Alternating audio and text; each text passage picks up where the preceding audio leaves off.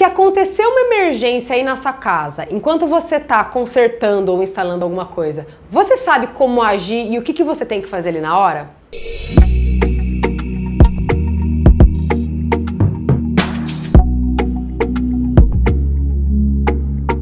Eu sou a Mari do Agiliza Lab e hoje vou falar pra vocês como agir em situações de emergência ali, na hora do vamos ver que tem um perrengue ali que você tem que consertar, quais são os passos para você agir numa situação de emergência e também alguns cuidados de segurança para você evitar se machucar e evitar chegar nesse ponto de ter uma emergência em casa.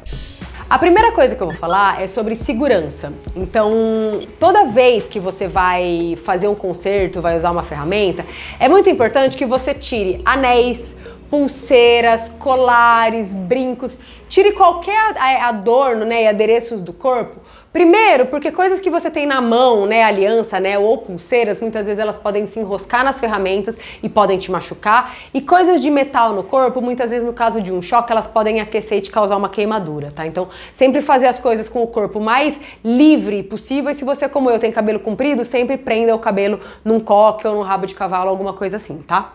A segunda coisa é muita atenção ao uso de equipamentos de proteção individual, chamados EPIs, que são basicamente óculos para proteger nossos olhos de poeira, fagulhas ou faíscas, alguma coisa assim, máscara para quando a gente vai fazer trabalhos como lixar a parede ou trabalhar com produtos que têm um cheiro muito forte, luvas, não só no caso de movimentos que podem te dar bolha, mas também para usar ferramentas que precisam de uma pega melhor. Muitas vezes as luvas, eu tô até com uma aqui, ela tem o corpo emborrachado e ela te garante uma pega melhor, tá? Então pode ser interessante usar as luvas em determinados casos e também protetores auriculares quando você vai trabalhar com máquinas ou em lugares que tem muito barulho por tempo muito prolongado.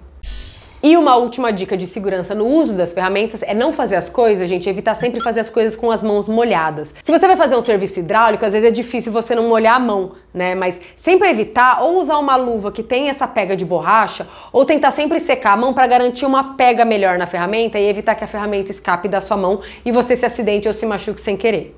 Para evitar imprevistos e acidentes nos consertos hidráulicos e elétricos, tem duas regras de ouro, que é o que você vai fazer antes de começar a pensar em fazer qualquer serviço desse tipo.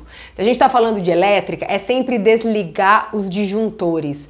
Se você sabe qual é o disjuntor daquele circuito específico e tem certeza, você pode desligar só aquele, mas se você não sabe, ou se o seu quadro não está identificado, se você não sabe exatamente qual é o disjuntor daquela tomada ou daquele circuito de iluminação que você vai consertar ou instalar alguma coisa, desliga todos, tá? Porque assim você garante que não tem energia chegando lá.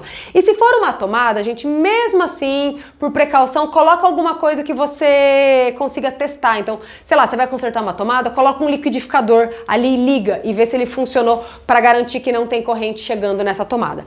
E no caso dos consertos hidráulicos, você tem sempre que desligar, fechar na verdade, né? Fechar o registro do encanamento que você vai consertar. Porque, por exemplo, se você vai consertar, substituir uma torneira, quando você tira a torneira do cano, se o seu registro está aberto, aquilo vai virar um chafariz, vai virar uma fonte, tá? Então toda vez que você vai fazer qualquer reparo hidráulico em torneira ou em dispositivos que trazem água para dentro de casa, é super importante você fechar o registro que controla a entrada de água naquele determinado cômodo. Uma situação que às vezes acontece quando você está usando a furadeira e é bem chata é: furei um cano. E agora? Gente, furar um cano, não vou mentir pra vocês, é uma situação que às vezes é uma função de consertar, não tem muito segredo, dá trabalho, mas não tem muito segredo. Se você percebeu que você furou um cano, vai sair água de lá, né? Especialmente se for um cano de entrada. Então você tem que desligar, fechar o registro daquele encanamento, então vai parar de entrar água, às vezes a água que tá lá vai escoar ainda um pouquinho, mas ela vai parar de vazar e aí não tem como, você vai ter que chamar uma pessoa que seja especialista em encanamentos, porque nesse caso você tem que quebrar a parede para conseguir reparar o pedacinho do cano que foi furado. Não tem muito como fugir disso. Se acabou a luz, ou uma tomada, ou um interruptor que até há pouco tempo estava funcionando, não funciona. Uma coisa que é importante sempre quando a gente está falando de elétrica é checar o quadro de disjuntores. Numa situação normal, a posição das alavancas dos disjuntores, elas vão estar na posição ligada, porque o disjuntor está permitindo que passe corrente elétrica por ali, tá? Então é importante você ver em que posição eles ficam.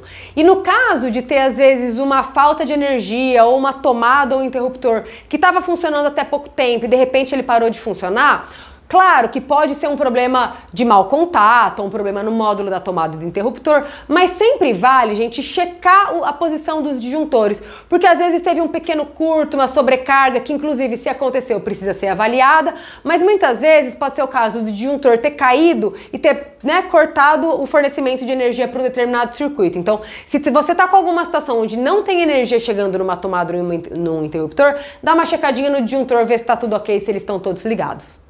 Se o seu caso foi alguma mangueira ou conexão hidráulica que estourou e está vazando água pela conexão hidráulica, nesse caso, mesma coisa com todos os outros perrengues hidráulicos. Você vai fechar o registro daquele encanamento e vai olhar onde está esse vazamento. Porque se ele é uma mangueira ou um flexível, né, que é uma mangueira flexível que às vezes une o cano da parede a um determinado dispositivo, checar se essa mangueira está íntegra, se ela não está partida, se ela não está rachada, se o problema não é na peça que faz a conexão. Se a sua peça tá ok e ela tá vazando no lugar onde, ou onde ela se conecta direto no cano ou no dispositivo, vale checar como que tá essa conexão. Muitas vezes desrosquear, passar um pouquinho mais de fita veda-rosca ou verificar se as borrachas internas que são desenhadas para fazer a vedação dessas peças estão íntegras, porque muitas vezes as borrachas de vedação elas se partem, elas se ressecam, elas ficam danificadas e permitem ali que uma água dê uma vazadinha e às vezes pingue no gabinete